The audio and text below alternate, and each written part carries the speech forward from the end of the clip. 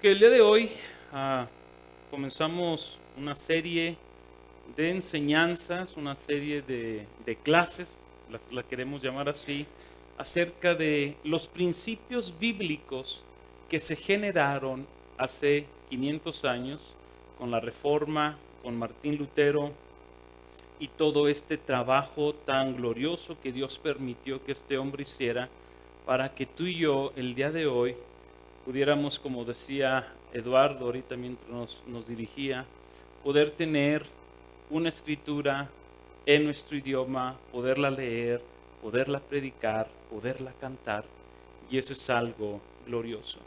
Y quiero contar algo de historia rápido, trataré de ser breve para podernos situar en el contexto histórico de dónde es donde nacieron o qué es lo que llevó a Martín Lutero a rescatar estos 5 principios que comentábamos hace un momento. No son 5 principios que Martín Lutero descubrió, no son 5 principios que los reformadores pasaron tiempo leyendo y viendo a ver qué inventaban.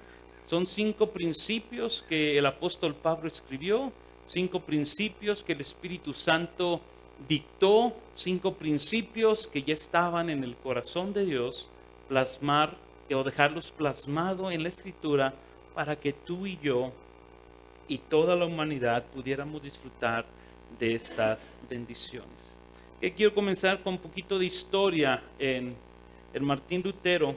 Antes de que Martín Lutero hiciera la promulgación de sus 95 tesis que refutaban la venta de indulgencias, Martín Lutero había encontrado en la carta a los romanos la respuesta a la pregunta que estaba atormentando su vida. La pregunta que él se hacía constantemente es: ¿cómo un hombre pecador puede presentarse justo delante de un Dios que es totalmente santo?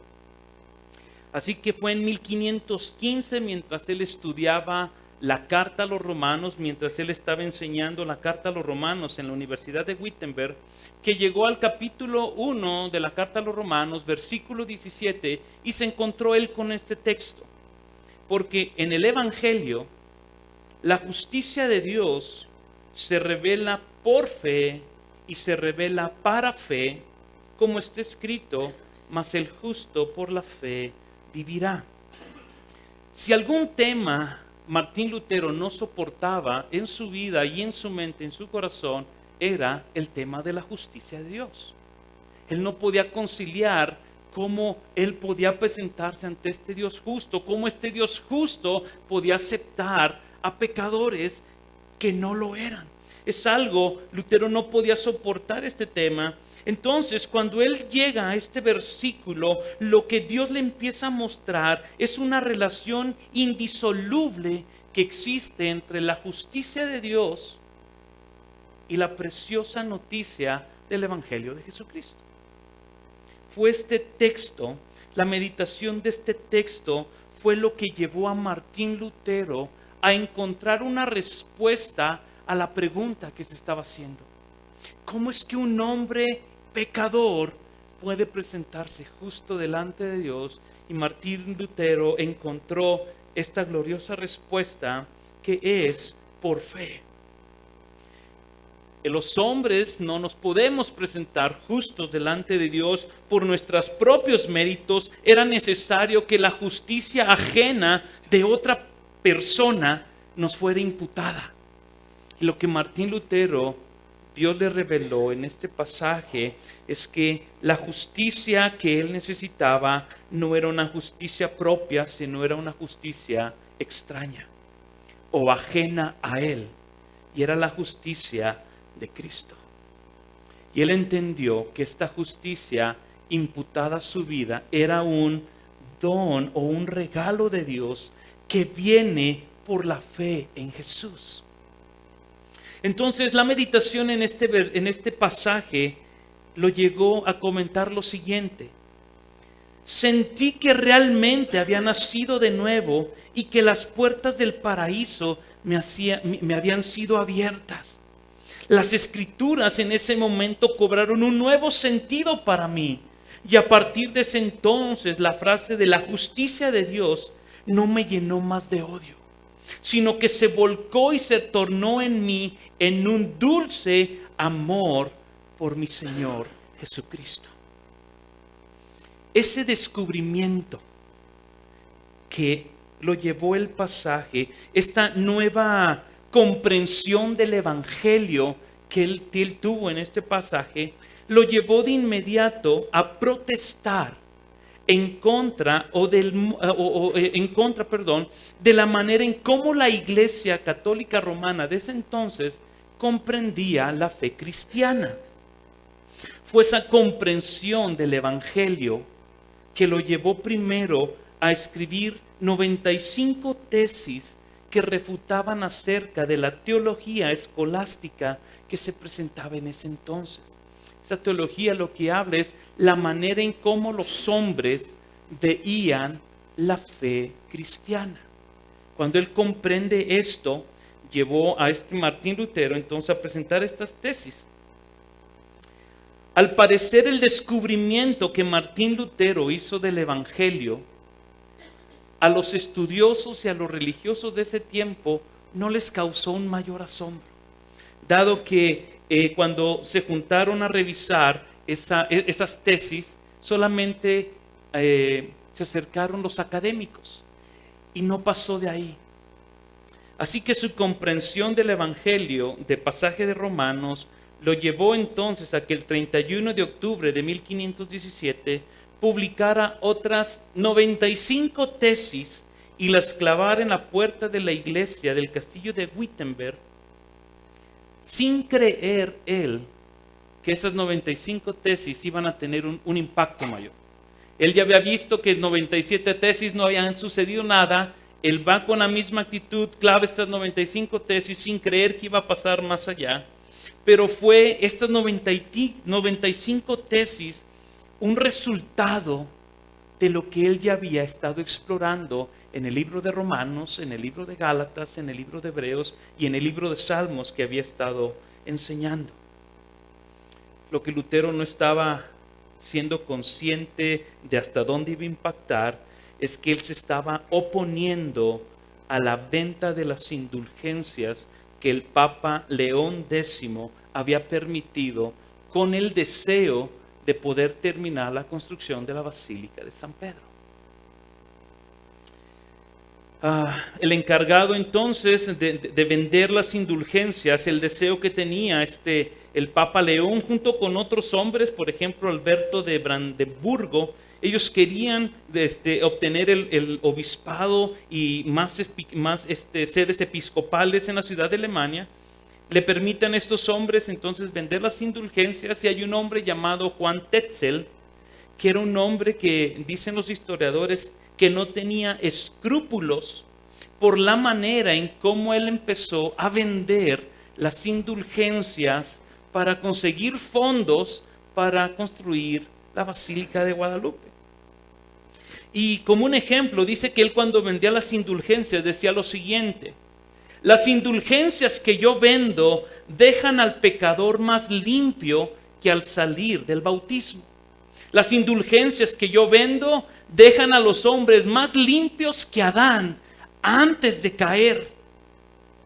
Las indulgencias que yo vendo y la cruz del vendedor, porque él iba con una cruz, dice, tienen tanto poder como la cruz misma del Señor Jesucristo. Y aquellos que querían comprar una indulgencia para sus difuntos, les decía, tan pronto tu moneda suene en el cofre, el alma de tu pariente saldrá del purgatorio. La venta de la salvación y del perdón de Dios era el pan nuestro de cada día en aquel entonces. La predicación de Tetzel, lo único que estaba reflejando era el estado de decadencia en el cual se encontraba la iglesia en aquel tiempo. Y mira, y cuando tú y yo escuchamos el día de hoy ciertos predicadores, ciertos líderes religiosos, no dista mucho de la realidad. Podemos escuchar predicaciones que lo único que nos permiten ver es la carencia o el estado en el cual se encuentra la iglesia. Estas 95 tesis fueron más devastadoras que las anteriores. Por ejemplo, porque estas tesis lo que estaban apuntando era hacia el poder económico de aquellos hombres. Mira, por ejemplo, la tesis número 51 decía lo siguiente: se deben enseñar a los cristianos que el Papa estaría dispuesto, como es su deber, a dar de su dinero a aquellos que, de dar de su peculio a muchísimos de aquellos a los cuales los pregoneros de las indulgencias sacaron el dinero, aun cuando para ello tuviera que vender la Basílica de San Pedro, si esto fuera necesario. La tesis 82 decía lo siguiente, por ejemplo: ¿por qué el Papa no vacía el purgatorio a causa de la santísima caridad y a la muy apremiante necesidad de las almas? Lo cual sería la más justa de todas las razones si él redime a un número infinito de almas a causa del muy miserable dinero para la construcción de una basílica, lo cual es un motivo completamente insignificante. Este Lutero estaba atentando directamente contra gente muy poderosa, gente que podían terminar con su vida. Así que con esto, Lutero fue convocado a una reunión en la jurisdicción de los agustinos en Heidelberg, con un hombre con este Texel. Quería entrar en una discusión acerca de las doctrinas que él estaba, pero Texel no pudo contra Lutero. Lutero regresó a Wittenberg contento porque se dio cuenta que muchos de los agustinos en el convento que él pertenecía estaban abrazando su doctrina. Gracias. Esto condujo entonces a que Lutero se presentara muchísimo más adelante a una primer reunión en la Dieta del Imperio de Habsburgo, donde igual el Papa León X quería destruir a Lutero porque esto estaba trayendo conflictos. Dado que Texel no pudo, entonces el Papa León mandó a otra persona, al cardenal Cayetano. Este cardenal tenía dos propósitos: uno, convencer a los emperadores de juntar más fondos para una guerra contra los turcos, y la segunda razón era hacer que Martín Lutero se retractara de sus enseñanzas. Cayetano igual, el encuentro que tuvo con Lutero no produjo el resultado deseado, porque Lutero no estaba dispuesto a retractarse de nada de lo que había escrito si primero no le convencían de que realmente lo que él estaba escribiendo estaba equivocado. Entonces fue que el Papa León mandó a otra persona. Se levantó un teólogo conservador de la universidad que se llamaba Juan Eck. Y este hombre lo que quiso fue, una vez más, atacar a Lutero para que se retractara de sus enseñanzas. Pero este hombre lo llevó por otro lado. No atacó directamente las doctrinas que estaba enseñando Lutero, sino lo llevó a que este hombre declarara que el concilio de Constanza se había equivocado en juzgar a Juan Hus. ¿Se acuerdan que Quique nos lo presentó? Cuando lo estaban en el concilio, cuando lo juzgaron, este hombre logró que Lutero declarara que el concilio se había equivocado. Entonces fue la declaración de Lutero ante este hombre lo que lo llevó a que el Papa entonces emitiera una bula papal donde se decía a Lutero, se le daban 60 días para que se retractara acerca de sus enseñanzas. Cuando llegó esa bula papal, se extendió por todos lados. El Papa decía: un jabalí salvaje ha penetrado a la iglesia, ha penetrado la vida del Señor. Cuando llegue esa bula papal, Martín Lutero la quema, y esa razón de quemar la bula papal llevó a Martín Lutero a que se reuniera en 1521 en la Dieta de Worms, donde el emperador Carlos V y varios personajes de ahí lo que querían era hacer que Martín Lutero se retractara. Martín Lutero, estando ya ahí en la Dieta de Worms, dice que el interlocutor empezó a presentarle una serie de libros y de documentos y le preguntó, ¿todos estos libros son tuyos? Dice que Martín Lutero dijo, todos esos son míos y faltan más libros. Recordemos, Martín Lutero ya había estudiado la Escritura, ya había escrito muchos libros. ¿Te retractas de estos libros? Martín Lutero, con un temor, pero no por un temor al poder imperial, sino por un temor al Dios soberano al que él servía, no dio su respuesta ese día, sino pidió 24 horas. Al día siguiente, la concurrencia en la Dieta de Worms fue más grande y Lutero comenzó su defensa poniendo 3 fundamentos acerca del por qué él había escrito esas 95 tesis. El primer fundamento dice lo siguiente: lo que está escrito no era más que la doctrina cristiana que tanto él como sus enemigos sostenían y que por tanto nadie debería de pedirle que se retractara. Los escritos que trataban acerca de la tiranía y las injusticias que estaban sometidos los alemanes tampoco era digno de que él se retractara, y los escritos consistían en ataques contra ciertos individuos en puntos de doctrinas que sus contrincantes rechazaban, pero que tampoco se quería retractar. El interlocutor, dicen los historiadores, que siguió insistiendo, ¿te retractas o no? A lo cual está la famosa respuesta que con esto queremos comenzar. Si no me convencen mediante testimonios de las Escrituras o por un razonamiento evidente, puesto que no le creo al Papa y a los concilios solos, porque consta que se han equivocado frecuentemente y se han contradicho a sí mismos, quedo sujeto a los pasajes de las Escrituras adoptados por mí, y mi conciencia está cautiva a la palabra de Dios. Yo no puedo ni quiero retractarme de nada, porque no es correcto ni prudente obrar contra la conciencia.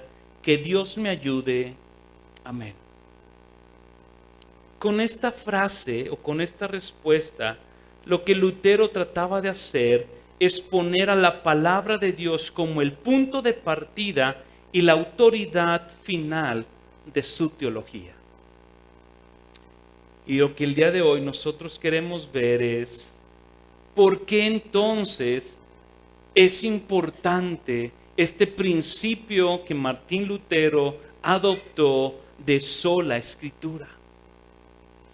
La idea de que la palabra de Dios era Jesucristo, porque él entendía, tomando el verso de Juan capítulo 1, versículo 1, donde dice, en el principio existía el verbo, y el verbo estaba con Dios, y el verbo era Dios. Él entendió que la palabra misma era el Señor Jesucristo, y con esa base él pudo responder entonces a los argumentos de la Iglesia Católica, porque estos decían lo siguiente, que puesto que era la Iglesia quien había determinado los libros de la Biblia, entonces la Iglesia tenía autoridad sobre las Escrituras. Y fue así como se dio inicio al movimiento de la Reforma, lo que comenzó como una protesta de la venta de las indulgencias, terminó como un movimiento de retorno a las Escrituras. Y eso es algo, mi hermano, que el día de hoy, en nuestro año, en nuestros días y en nuestra ciudad, nos hace falta. Desgraciadamente vivimos en un tiempo donde los cristianos hacemos muchas cosas, excepto volvernos a las Escrituras. Vivimos en una época donde amamos a los grandes escritores de libros, y no estoy en contra de ellos. Yo los admiro, tengo muchos de sus libros. Pero desgraciadamente vivimos como mucha gente de este tiempo.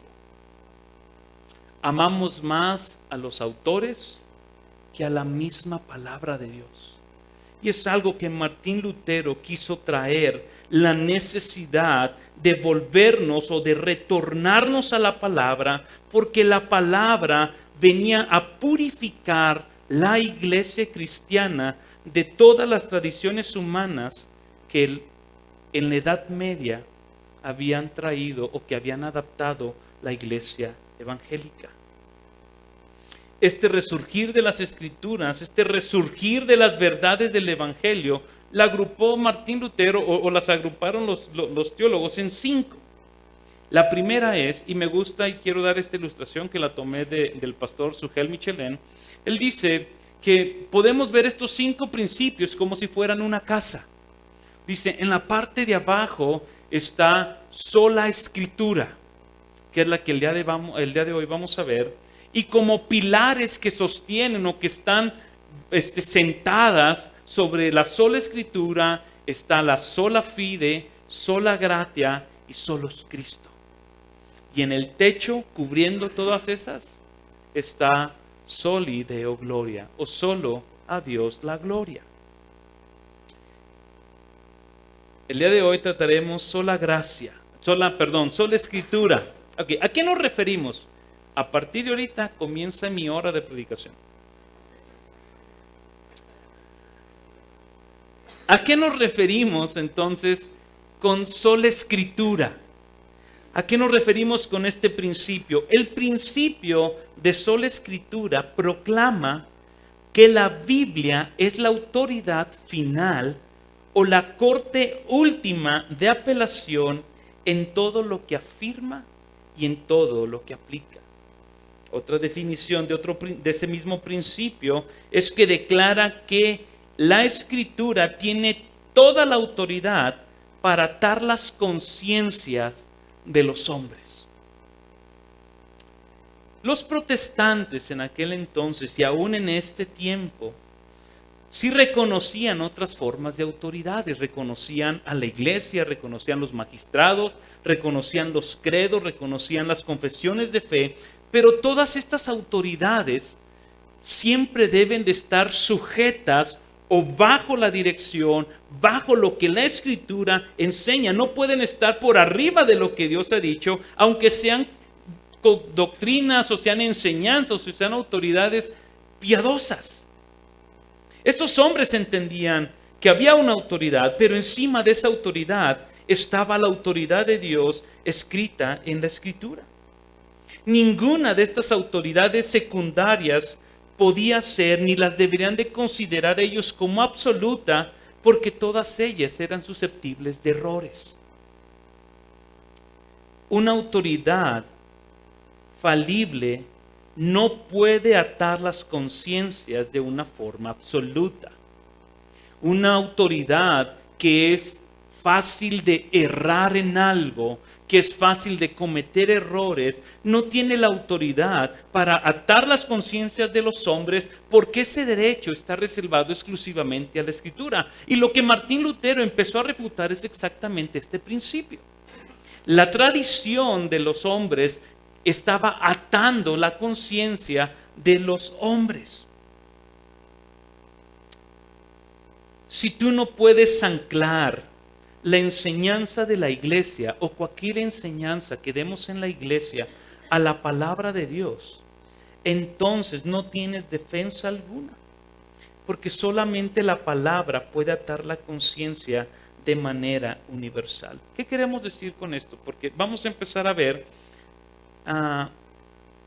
qué es lo que nos ha llevado en este tiempo a la iglesia del siglo XXI, el que no estemos anclados en este principio, ¿hasta dónde nos ha llevado?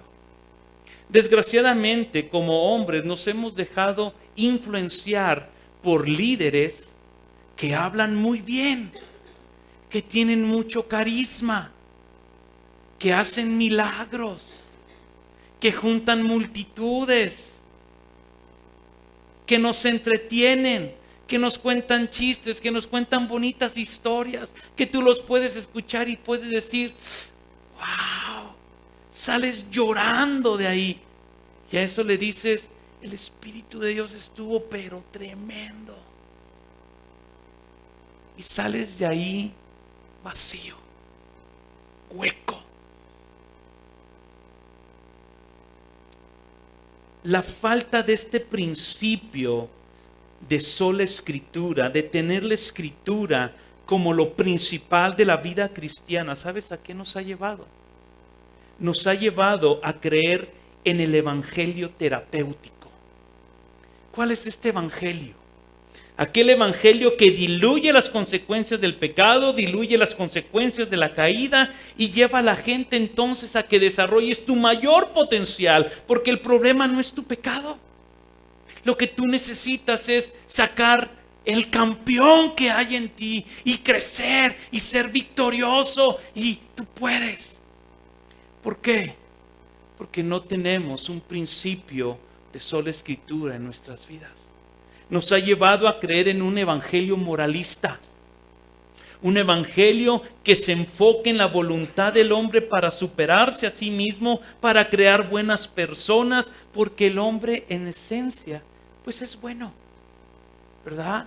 Tú le preguntas a cualquier persona en la calle, oye, ¿te consideras una persona mala? Nadie te va a decir, claro que sí. Es más, si tú le dices, ¿te crees enemigo de Dios? La gente te va a decir, ¿enemigo de Dios yo? No, hombre. Si Dios se sacó un 10 conmigo. La falta de presencia nos ha llevado a creer en un evangelio quietista. Un evangelio donde no hay que hacer nada. Así tú nada más cree, ven a la iglesia y espera a morirte. O espera que el Señor venga, tú no te preocupes. O nos ha llevado a lo contrario, a buscar o a creer en un evangelio activista. Un evangelio donde la iglesia, ¿verdad? Los lunes hacemos esto, los martes hacemos esto, los miércoles hacemos lo otro, los jueves si no hacemos algo es pecado, entonces hay que hacer algo los jueves. El viernes hacemos una cosa en la mañana, una cosa en la tarde, otra cosa en la noche. Pastor, ¿y cuándo descansa? No. Hay que hacer. ¿Y el evangelio, pastor? Estamos haciendo evangelio. Hacemos muchas obras. Nos ha llevado entonces también a tener un evangelio sin iglesia. ¿Cuál es este evangelio? La gente que dice creer en Cristo Jesús como su Salvador, pero que no necesita una iglesia para congregarse. ¿Conocen de esos? Total, pues te conectas en YouTube, ves un predicador y desde mi casa, pastor, mire, a gusto. No me tengo que levantar temprano, no tengo que venir a orar temprano aquí con ustedes. Allí si canto feo, pues nadie me oye. Pero yo amo al Señor. Nos ha llevado la falta de este principio de amar la Escritura a creer en un evangelio de la prosperidad, a creer en un evangelio de la confesión positiva, a creer en un evangelio del bienestar. ¿Cuáles son estos? Pare de sufrir. Tráete tus calcetincitos este 31 de diciembre y te los vamos a bendecir y vas a ver cómo todo un año te va a ir bien siempre y cuando te pongas esos calcetines, ¿verdad? ¿Y qué pasa? Hay gente. ¿Por qué? Porque no hay un principio de sola escritura en sus vidas. Nos ha llevado a creer un legalismo, un evangelio de legalismo, donde se predica una cosa pero se practica otra, ¿verdad? Y por último, esto nos ha llevado a lo que es más común en nuestros días, a tomar textos, sacarlos de sus contextos para entonces crear pretextos del por qué yo creo lo que creo. Es algo que Martín Lutero estaba en contra. Lo que creemos entonces, lo que enseñamos y lo que hacemos como iglesia, mi hermano, debe de estar fundamentado en la Escritura. Debe de estar fundamentado en este principio de sola Escritura. No solamente es para la iglesia. Este principio es un principio que tú tienes que abrazar y querer. Mira, Martin Lloyd-Jones cita lo siguiente. cuando no hay este principio en la vida de los cristianos. Dice, sin lugar a dudas, todos los problemas de la iglesia el día de hoy y todos los problemas del mundo se deben a una desviación en la autoridad de las Escrituras. ¿Por qué? Porque hemos caído en una posición donde llega el hijo, ¿verdad?, con el papá y le dice, papá, vengo de la iglesia y dijo el pastor que los caballos vuelan. Dijo, ¿quién lo dijo? ¿El pastor? Y si lo dijo el pastor debe de ser verdad, ¿verdad, papá? Y dice el papá, pues si lo dijo el pastor, sí, mijo, pero han de volar bajito, bajito, bajito, bajito. ¿Por qué? Porque dejamos que nuestra falta de conocimiento bíblico o de escritura nos haga cautivos. El principio de sola escritura nos quiere dar a entender que la escritura, mi hermano, es la norma máxima de autoridad para todas las decisiones de la fe y de la vida. ¿Y sabes por qué? Porque las palabras de Dios es eso. Son las palabras de Dios y son verdad. Acompáñame, por favor, al Evangelio de Juan. Traen su Biblia. Porque imagínense, vienen a escuchar solo escritura y lo único que no traen es la escritura, ¿verdad? ¿Verdad? Total, lo va a decir el pastor. Pues ha de ser cierto.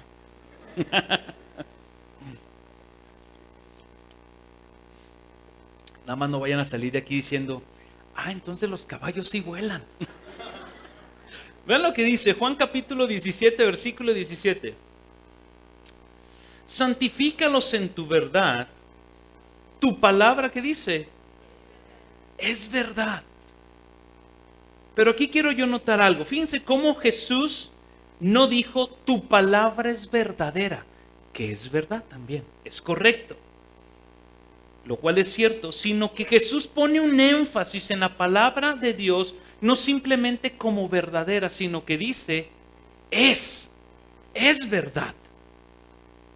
Esta afirmación entonces nos debe de animar a pensar no solo que la Biblia es verdadera, porque en un sentido toda ella es verdadera, sino a pensar que la Biblia, toda ella, es la verdad. Es verdad en sí misma.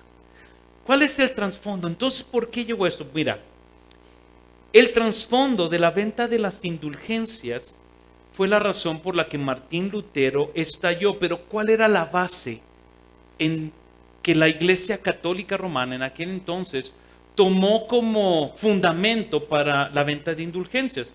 Ellos decían, la Biblia, más la tradición, más los concilios y más el Papa son la fuente de autoridad para que nosotros podamos establecer una doctrina o algo que debe de ser verdadero.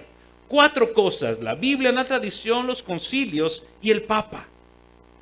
De hecho, el Concilio de Trento, cuando celebró su 4ª sesión el 8 de abril de 1546, escribieron lo siguiente.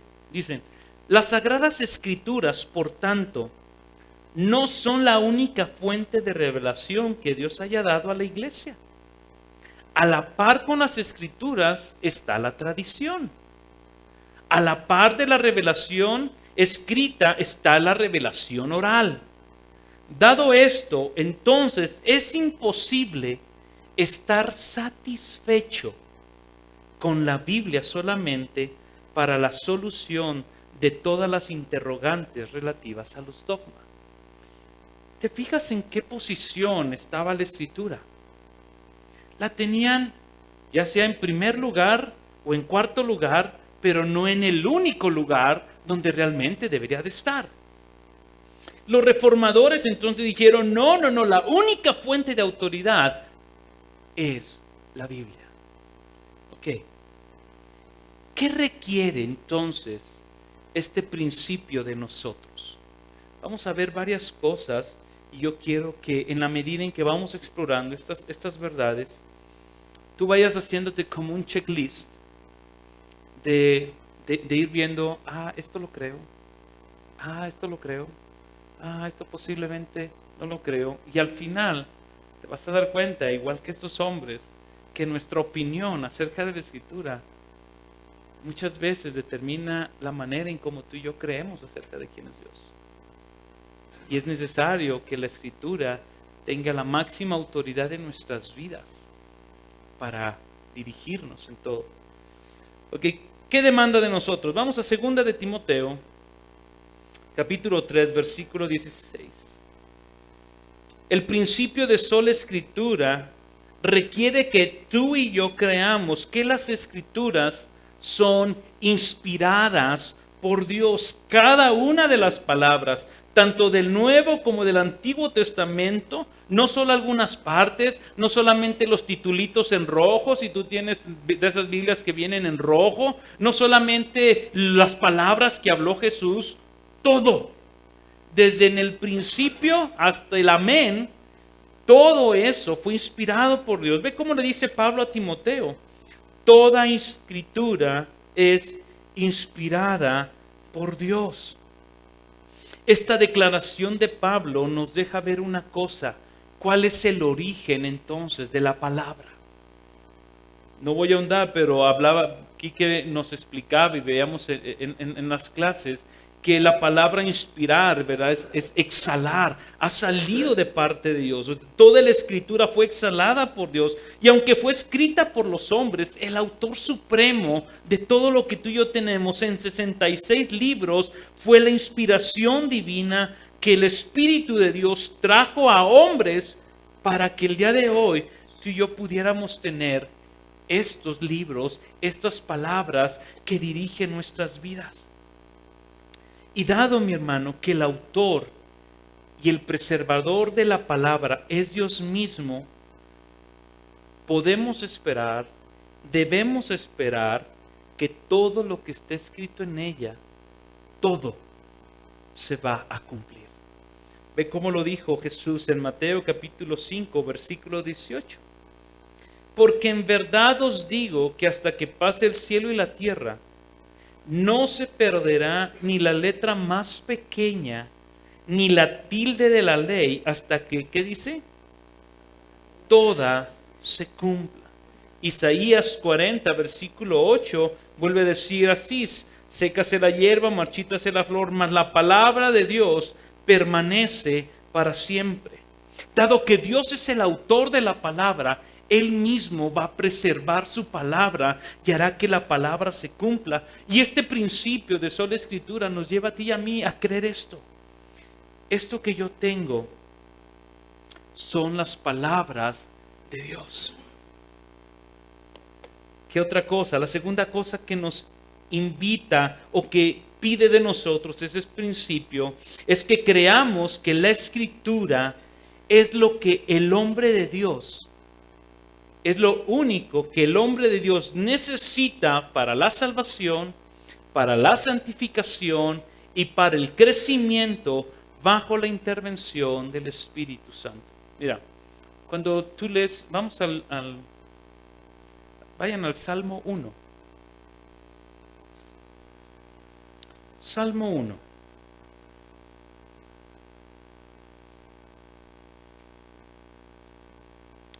Cuán bienaventurado, estoy leyendo la versión de las Américas. Cuán bienaventurado es el hombre que no anda en consejo de los impíos, ni se detiene en el camino de los pecadores, ni se siente en la silla de escarnecedores, sino que en la ley del Señor medita de día y de noche. Será como un árbol firmemente plantado junto a corrientes de agua, que da su fruto a su tiempo. Su hoja no se marchita y todo lo que hace prospera. Aquí nos está hablando de que el cristiano es como un árbol. Un árbol que necesita crecer de dos maneras: hacia abajo y hacia arriba.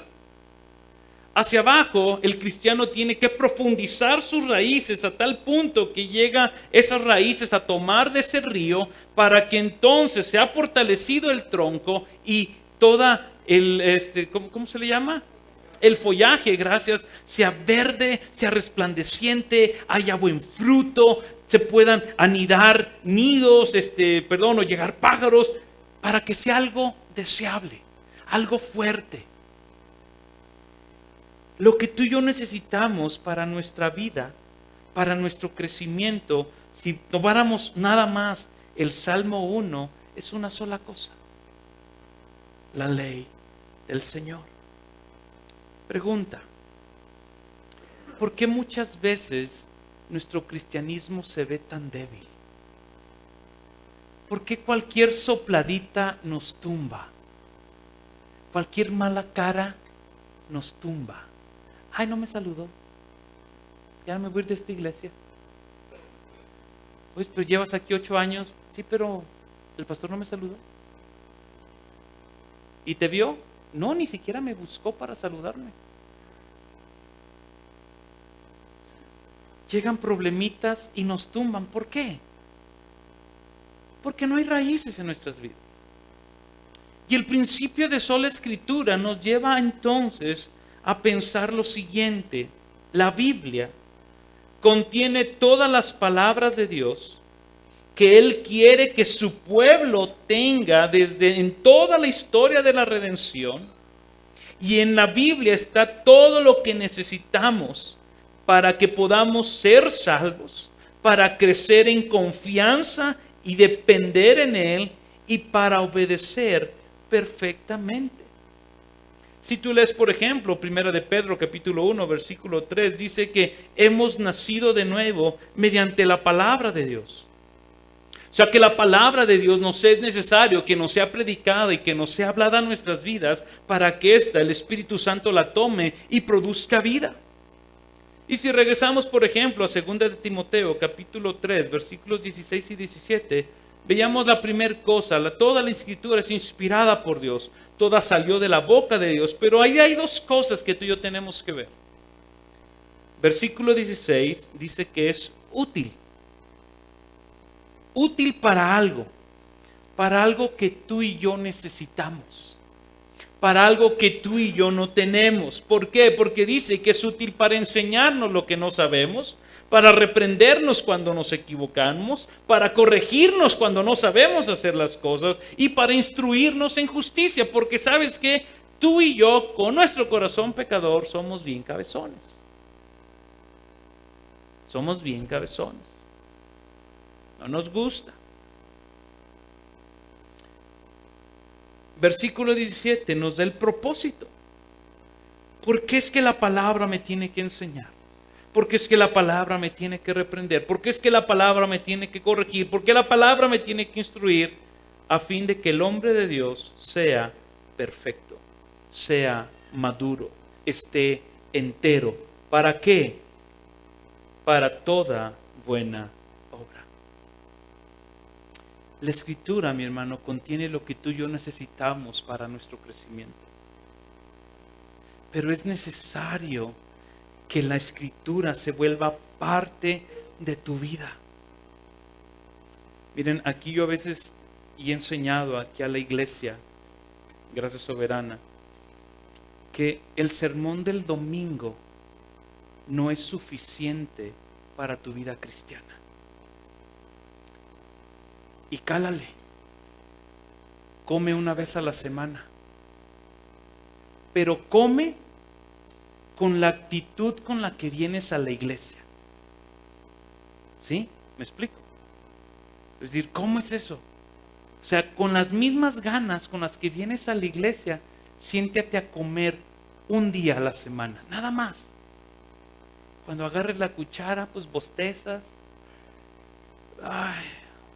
Volteas a ver el plato, te duermes un rato. Y a la hora, pues lo que comiste. Y te vas. Y trata de vivir así toda una semana. ¿Lo lograrías? No. Ok.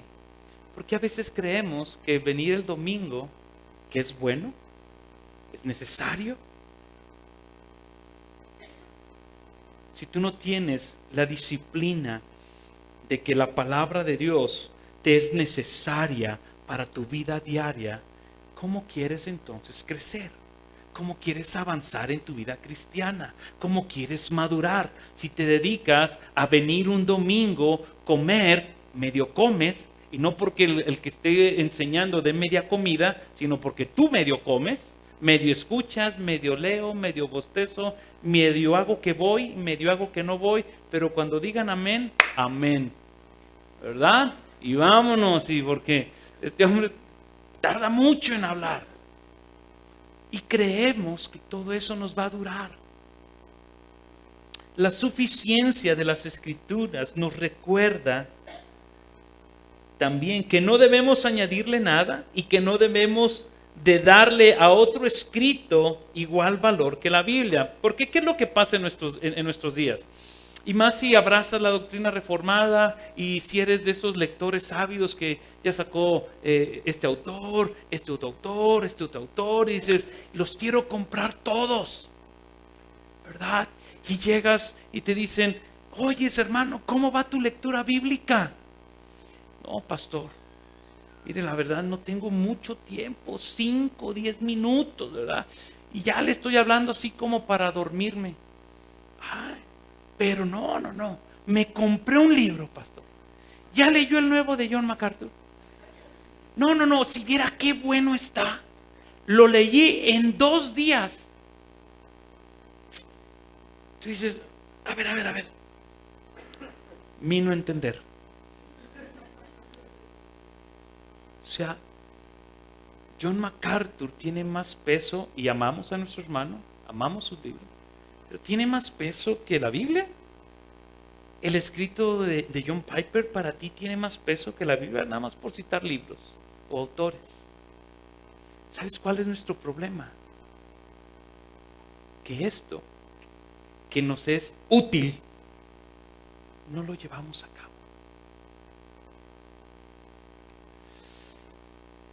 ¿Qué más nos lleva este principio? Nos lleva entonces también a que tú y yo como cristianos creamos que la Biblia es infalible y es inerrante, que Dios no se equivocó, que Dios va a cumplir cada una de sus promesas, que Dios va a cumplir cada uno de sus juicios, que la Biblia no tiene errores, la Biblia no nos puede dirigir a cometer errores porque el autor es infalible, el autor es inerrante. Por tal motivo, todas las palabras de la Biblia son fiables y son inerrantes porque Dios, que es su autor, es infalible y es inerrante.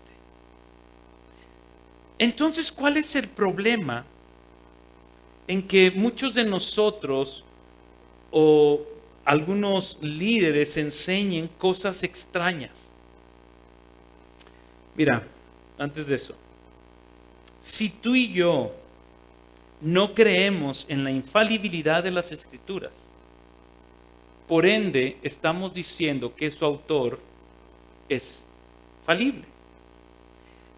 Y si nosotros creemos que su autor es falible, entonces estamos poniendo en tela de juicio su carácter santo, su carácter justo, su carácter misericordioso. Cada uno de los atributos de Dios lo estamos poniendo en un nivel donde no es, y le estamos diciendo, bueno, Señor, tú eres falible, entonces tu omnisciencia, por tal razón, también es falible. Pero el principio de sola Escritura nos lleva entonces a que nosotros creamos que la Escritura es totalmente infalible e inerrante. Y aquí viene entonces una pregunta que yo me hice, bueno, entonces alguien se puede estar preguntando, si la palabra de Dios no nos conduce al error, si la palabra de Dios no nos conduce a hacer algo equivocado, ¿por qué muchos que la usan dirigen al error a las personas? Y R.C. Sproul responde esta pregunta con mucha sabiduría y dice lo siguiente: porque es posible que como hombres falibles tengamos una palabra acerca de Dios que esté en el error. Pero no podemos tener una palabra que proceda de Dios que esté en el error. Cuando alguien transgiversa, no es que la escritura esté mal, es porque él es falible y porque él puede tener una idea errónea de lo que realmente enseña la escritura, y es el gran problema de sacar textos fuera de su contexto. Todo lo puedo en Cristo que me fortalece. Lo ponemos en las camisetas de los equipos de fútbol, los ponemos en las camisetas de básquet, hacemos tazas, ¿verdad? Señora, téngala en su casa, cuando tenga problemas con el viejo, voltee a ver la taza y diga, todo lo puedo en Cristo que me fortalece. Sacamos textos fuera de contexto. El Salmo 119 dice, la suma de tu palabra es verdad. El Números 23, 19, Dios no es hombre para que mienta, ni hijo de hombre para que se arrepienta. Él lo ha dicho y él no lo hará. Ha hablado y no lo cumplirá. Cada palabra de Dios es infalible y es inerrante. ¿A qué más nos lleva? Nos lleva a que tú y yo consideremos la Escritura como el registro auténtico del Dios verdadero. ¿Qué es esto? Mira,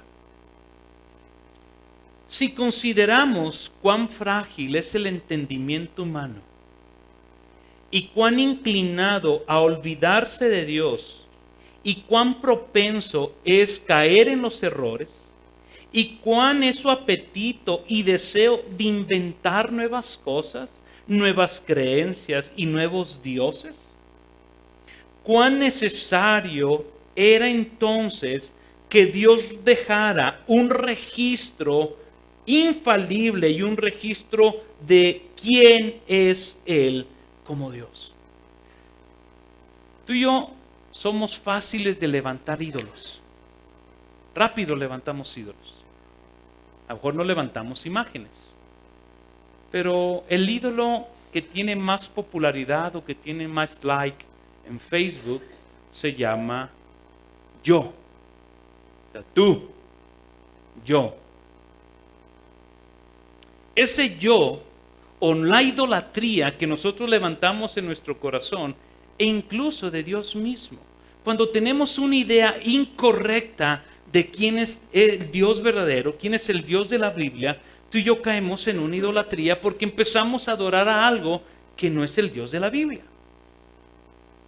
La idolatría nos lleva o nos nubla nuestra vista. Eso es algo que el apóstol Pablo, cuando llegó a Atenas y empezó a ver una ciudad, dice que estaba llena de ídolos, una ciudad idólatra donde adoraban a todo mundo. Esa idolatría los llevó a distorsionar la verdad de quién era Dios. Y hasta le pusieron un altar que decía al Dios desconocido. ¿Qué hizo Pablo? El apóstol Pablo, para presentar al Dios verdadero, ¿sabes qué hizo? Se remontó al Génesis. Se remontó a las Escrituras y empezó a hablar acerca de este Dios verdadero que había creado los cielos y la tierra, de cuál era el Señor y dueño y amo de todo lo creado, que había dado vida a todos los hombres, que a cada uno lo había puesto en una ciudad para que se multiplicara. Y lo que hace Pablo, empieza a darles una reseña de teología bíblica acerca de quién es Dios. ¿Para qué? Para que abandonaran a sus ídolos falsos. La sola Escritura, entonces, a ti y a mí nos lleva a que en este libro encontramos quién es Dios. Porque si tú y yo nos descuidamos, dado que nuestro corazón es pecador, dado que nuestro corazón tiende al error, dado que nuestro corazón tiende a estar inventando nuevas cosas, nuestra vida, nuestra mente y nuestro corazón necesitan ser informados por la verdad de Dios para adorar al Dios verdadero. Y nosotros encontramos, por ejemplo, en el Salmo 93, versículo 1 y 2. Fíjate estas verdades gloriosas. El Señor reina, vestido está de majestad. El Señor se ha vestido y ceñido de poder. Ciertamente el mundo está bien afirmado, será inconmovible. Desde la antigüedad está establecido su trono. Tú eres desde la eternidad. El Salmo 96, versículos 4 y 6. Porque grande es el Señor y muy digno de ser alabado. Fíjate cómo le empieza a describir el salmista. Temible es Él sobre todos los dioses, porque todos los dioses de los pueblos son ídolos. Mas el Señor hizo los cielos, gloria y majestad están delante de Él, poder y hermosura es su santuario. El principio de sola escritura nos lleva al conocimiento del Dios verdadero. Por último, el principio de sola escritura nos lleva a ti y a mí a pensar y a concluir de la misma manera que lo hizo Martín Lutero. La Biblia es la única autoridad suprema que puede hacer cautiva nuestra conciencia. No hay ninguna institución, no hay ninguna persona en autoridad que esté por encima de nuestras propias vidas, que quiera cautivar nuestras mentes y nuestras conciencias. Esta solamente debe de ser la Escritura.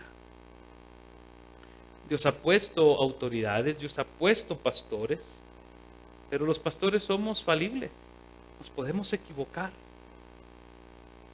Se nos puede ir una cabra al monte y decir algo que, pastor, ¿dónde dice eso en la Biblia, verdad? Yo aquí siempre les he dicho a mis hermanitos, sean como los de Berea. Dice que Pablo llegó con los de Berea y los de Berea dijeron, a ver, vamos a ver, ¿dónde lo dice en la Biblia, Pablo? Ah, sí es cierto. La autoridad suprema descansa en la Biblia, no en la iglesia. Descansa en Dios y no en el hombre. La iglesia es columna y sostén de esa verdad. Pero esa verdad está anclada en la Escritura. Lo que a nosotros nos toca es defender, proclamar y presentar la verdad de la Escritura, así como está escrita y revelada. La Declaración de Chicago acerca de la inerrancia bíblica en 1978 dice lo siguiente. Fíjense cómo nos lleva esto a ver la palabra. En su primer artículo dice lo siguiente. Afirmamos que las Sagradas Escrituras deben de ser recibidas como la absoluta palabra de Dios. ¿De dónde lo tomaron ellos? Primera de Tesalonicenses, capítulo 2, versículo 13.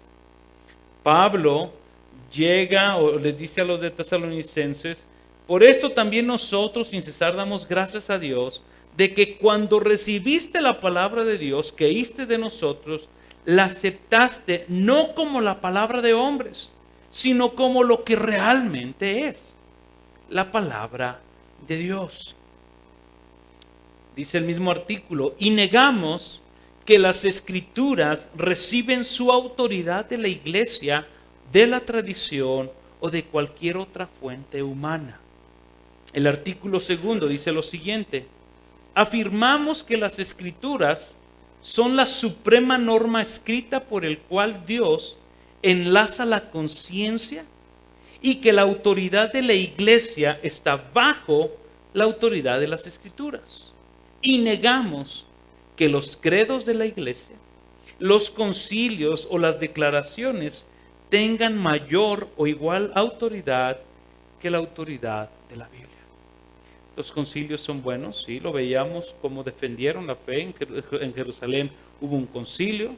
Las declaraciones de fe son buenas, claro que sí, es lo que nos determina qué creemos y quiénes somos, pero eso nunca va a estar por encima de lo que marca la Escritura. ¿Cuál es entonces nuestro problema? Nuestro problema está expresado en Colosenses capítulo 2, versículo 8. Pablo hace una advertencia y dice lo siguiente: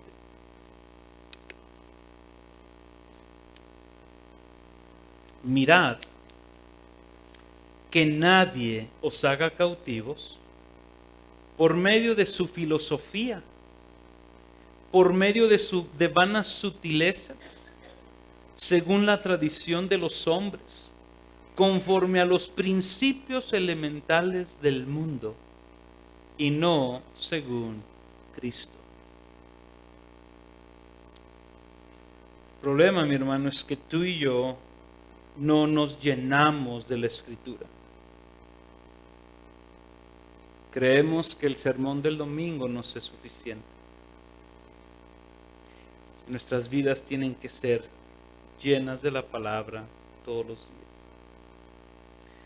La comprensión de la autoridad de las Escrituras nos lleva a ver entonces que todas las palabras de la Biblia son las palabras de Dios, de tal manera que creer o desobedecer las palabras de la Escritura es igual a creer y obedecer a Dios.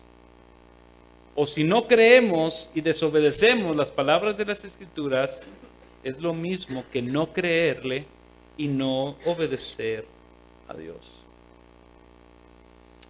Alguien, aquí vamos a hacer una pregunta, no se preocupe, nadie va a salir en el video, más que los de aquí enfrente. Pregunta: ¿cuántos creen en la autoridad de la Escritura? ¿Cuántos dicen la Biblia es la palabra de Dios, la Biblia es la autoridad máxima de mi vida? ¿Cuántos creen eso? Levanten su mano, no se preocupen. No los volteen a ver para que no se chivien los que no lo levantaron. Fíjate bien. Alguien que cree en la autoridad de la Escritura, por ende, cree en Jesús como su Señor, ¿verdad? Y por ende, debe de creer en el señorío de Cristo sobre su vida. Si Jesús es nuestro Señor, entonces eso quiere decir que su palabra ejerce autoridad sobre nuestras vidas, de cómo debemos de vivir, actuar, acercarnos a Él. La palabra nos dicta cómo me debo de relacionar con mi esposa, con mi esposo, con mis hijos, con la iglesia. Porque no es posible creer en la autoridad de la Escritura, amar a Cristo Jesús como nuestro Señor, pero su señorío hacerlo a un lado. La pregunta es: si tú crees que la Escritura tiene autoridad sobre tu vida, si tú crees que Cristo Jesús es tu Señor, ¿qué tanto tu vida refleja el señorío de Cristo en tu vida? ¿Qué tanto tu vida refleja el señorío de Cristo?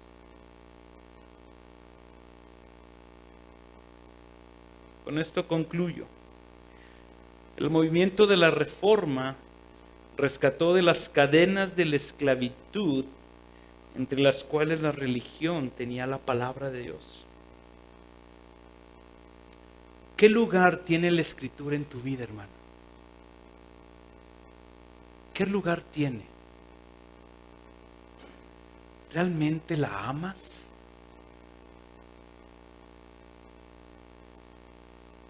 Tu conciencia, tu mente, tu voluntad está cautiva por las Escrituras. ¿Es evidente en tu vida el señorío de Cristo por medio de su palabra? ¿Es la palabra de Dios la que marca tu cultura de vida? ¿O es tu cultura de vida lo que marca la palabra? Mira, si algo nosotros hemos visto en estos últimos tiempos, es que a los cristianos nos hace falta vivir la cultura del Evangelio. Hemos dejado que el mundo dicte nuestra cultura. ¿Cómo es eso? Cuando tú llegaste a Cristo, dice que tú eres nueva criatura. Las cosas viejas pasaron. Ahora en Cristo tenemos nosotros la oportunidad de crear una nueva cultura. Ahora mi manera en cómo amo a mi esposa no es como la cultura me dicta, sino como la palabra me dicta.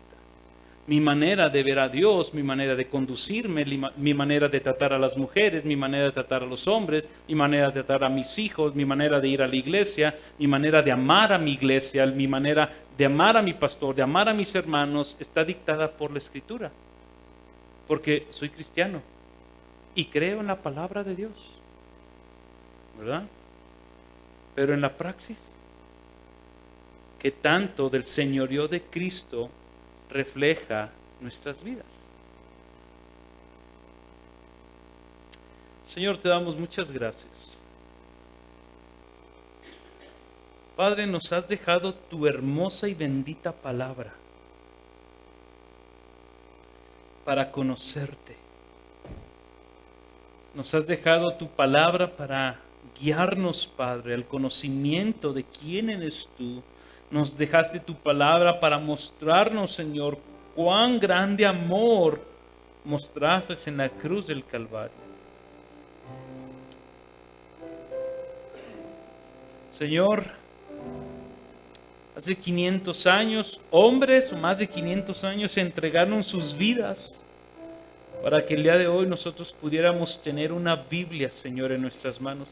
Señor, y lo más ilógico e irónico, Señor, es que podemos llegar a nuestra casa y tener hasta 6 Biblias, 6 versiones diferentes y no leer ni una, Señor. Señor, es algo ilógico, Dios.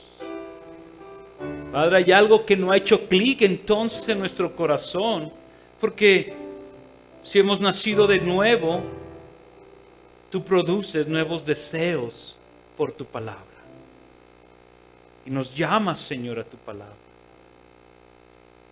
Señor, queremos pedirte, perdónanos, Padre. Señor, sabemos que trabajamos. Sabemos, Señor, que tenemos hijos, esposos, esposas que atender. Señor, y con tanta facilidad, es fácil, Señor, que día a día digamos, Señor, no tuve tiempo de leer tu palabra, pero tú sabes que te amo, mañana le leo. Y llegar el día siguiente, Señor, y vivir en nuestra rutina. Señor, perdónanos. Perdónanos, Padre, por menospreciar tu palabra, aunque no lo decimos, Señor. Pero el simple hecho, Dios, de no ir a ella, de no buscarte a ti, de no ser alimentados por tu palabra, Señor. Te estamos diciendo, Dios, que nosotros podemos solos. Padre, perdónanos. Sabemos, Padre, que ahora en Cristo Jesús es nuestra unión a Él. Y tu precioso Espíritu Santo, Señor, lo que nos capacita para ir a tu palabra, Señor, y amarla más. Te pedimos, Señor, que este principio de sola escritura, que este principio, Señor, de amar tus palabras, incluso, Señor, tú das un mandato, escudriñar las escrituras porque ellas hablan de mí. Señor, nos hemos conformado con escuchar acerca de ti lo que dice alguien. Padre, cuando tú nos has dado la oportunidad de ir a tu palabra, verte, Señor, oírte hablar. Señor, gracias por tu palabra. Señor, y concédenos, Padre, que en nuestras vidas haya el mismo sentir que hubo en estos reformadores de amar tu palabra. Señor, este llamado, Señor, este grito, Señor, de la reforma, de volvernos a las Escrituras, Señor, sea una realidad en nuestras vidas. Te lo pedimos, Señor, en el precioso nombre de Jesús. Amén y amén.